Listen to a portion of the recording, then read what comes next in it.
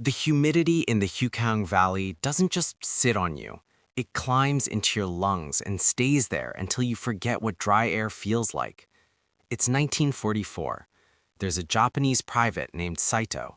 He's crouched in a trench that is more of a vertical swamp than a fortification. His boots, the thin, split-toed tabi, have rotted away weeks ago. He's wrapped his feet in rice husks and scavenged wire. He is starving, not in the way we think of hunger after missing lunch, but in the way that makes your teeth feel loose in your gums.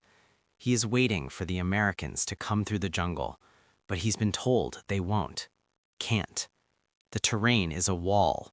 The mountains are knives. No army moves through this, his officers said. Only ghosts. And then he hears it. Not a shout, not a bugle. He hears a sound that shouldn't exist in a prehistoric rainforest. A high, rhythmic, mechanical whine. A metallic heartbeat. Vroom, vroom, stutter, vroom. It is the sound of a gasoline engine, and it's coming from a place where there are no roads. Saito stares into the green wall of teak and bamboo. The leaves part, and out pops this small, olive-drab box on wheels. A jeep. Then another. Then 6 more. They aren't bogged down. They aren't dying. They are bouncing over roots as thick as a man's torso, their little headlights blinking like the eyes of some new, indifferent god. Saito looks at his bolt-action rifle, then back at the jeep. He realizes right then, in that messy, humid moment, that he isn't just fighting men. He's fighting a factory that has learned how to fly and crawl. I've spent half my life looking at the archives of the Burma campaign, and the thing that always gets me isn't the grand strategy, it's the sheer illogical abundance of the American side. We talk about democracy, we talk about freedom, but in the mud of northern Burma, democracy looked like a 4-wheel drive transmission. The Japanese army, the Imperial 18th Division, the Chrysanthemum Division, were legends. They'd taken Singapore, they were masters of the jungle. But their philosophy was built on the idea of sation, spirit. They believed the human will could overcome the lack of food, the lack of medicine, the lack of bullets. The jungle is your supplier, they were told. But the jungle doesn't give, it only takes. It takes your weight, your health, and eventually, your mind. Then the Americans arrive. They don't have the same spirit in the way the Japanese command understood it. What they had was a man named Stilwell and a bunch of engineers who looked at a mountain and saw a nuisance. They didn't just walk into Burma, they brought a civilization with them. They built the Lido Road, a scar of dirt and gravel carved through the impossible. But the jeeps were the real miracle. You have to understand how a Japanese soldier saw a jeep. To them, a vehicle was something that stayed on a paved road in Tokyo. In the jungle, you used a horse. If the horse died, you used a man.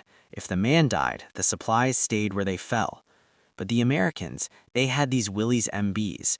I've held the steering wheel of one of those old things. It's thin, cold steel. It vibrates in a way that makes your bones hum. That hum was the sound of the 20th century crushing the 19th. The Jeep didn't care about the monsoon. If it got stuck, 4 GIs just lifted the damn thing. If it ran out of road, they used a winch and pulled it up a cliff. Saito and his comrades would watch from the ridges, hidden in the brush, watching these jeeps appear from nowhere.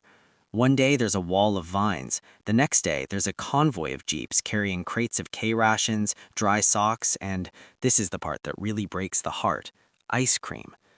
There are accounts of Japanese patrols finding American trash heaps. Think about that. You're a soldier who hasn't seen a piece of fruit in 6 months, and you find a discarded tin of pineapple.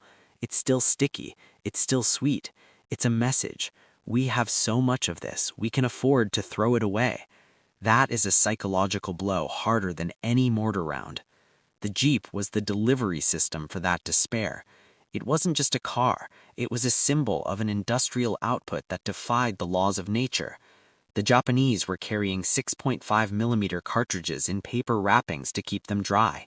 The Americans were rolling up in jeeps with waterproofed everything, tossing around metal jerry cans full of fuel as if gasoline were water. I sometimes wonder what was going through the minds of the Japanese officers.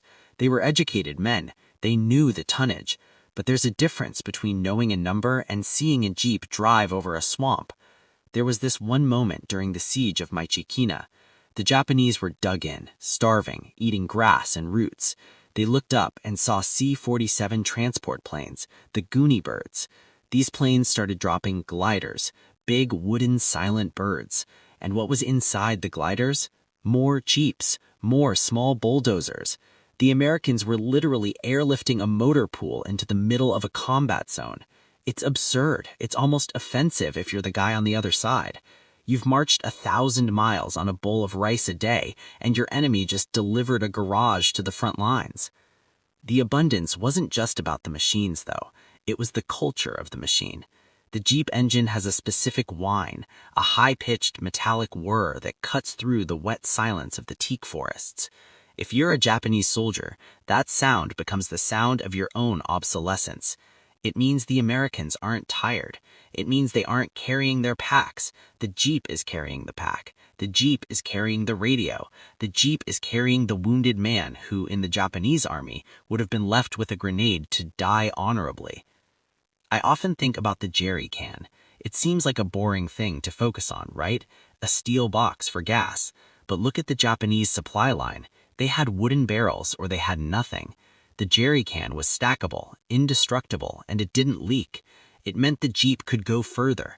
It meant the American democracy of logistics could reach into the deepest, darkest corners of the Arakan-Yoma Mountains. It was a recurring theme, this metallic, square-edged efficiency. The Japanese had the sword, the Americans had the wrench, and in the end, the wrench always wins. The wrench can fix a broken world. The sword can only break it further. There's a story, maybe apocryphal, but it feels true in the deep human sense, of a Japanese sergeant who was captured near the end. He was found sitting by the side of a newly bulldozed track, just staring at a parked jeep. He didn't try to run. He didn't reach for his Nambu pistol. He just pointed at the jeep's tires. Rubber. Thick, deep-treaded rubber. Japan was starving for rubber. They'd conquered the plantations of Malaya, but they couldn't get the raw material back to their factories because of the American submarines. And here, in the middle of a Burmese hellhole, was a little car with 4 brand-new tires just sitting there in the mud. The sergeant supposedly said, "This is why we lost. We fought for the trees that make the rubber, but you already had the tires." It's a confession of sorts, a realization that the war wasn't a duel of spirits. It was a collision between a society that glorified sacrifice and a society that glorified production. The Jeep was the physical manifestation of that production. It was ugly, it was loud, it smelled of scorched oil and old canvas, but it was there. It appeared from nowhere because the Americans had the audacity to believe that nowhere was just a place that hadn't had a road built through it yet. Why does this matter now? Why do I keep coming back to these men in the mud? Because we tend to sanitize history into maps and arrows. We forget the sensory horror. We forget the sound of a Jeep engine being the difference between hope and a slow, rotting death. The Japanese soldiers weren't just defeated by bullets. They were defeated by the sight of a supply chain that didn't break.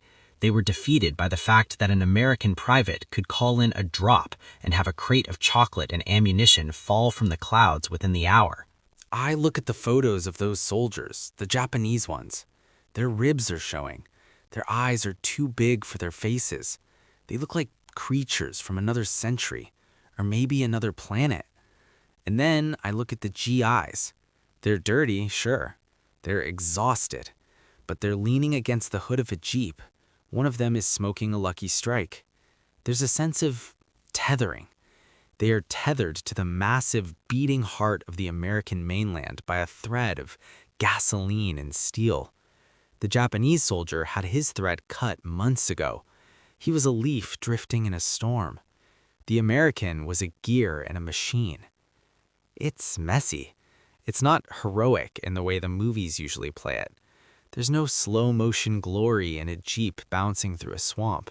It's loud and it's jarring, and it probably gave everyone permanent back pain. But that's the reality of it.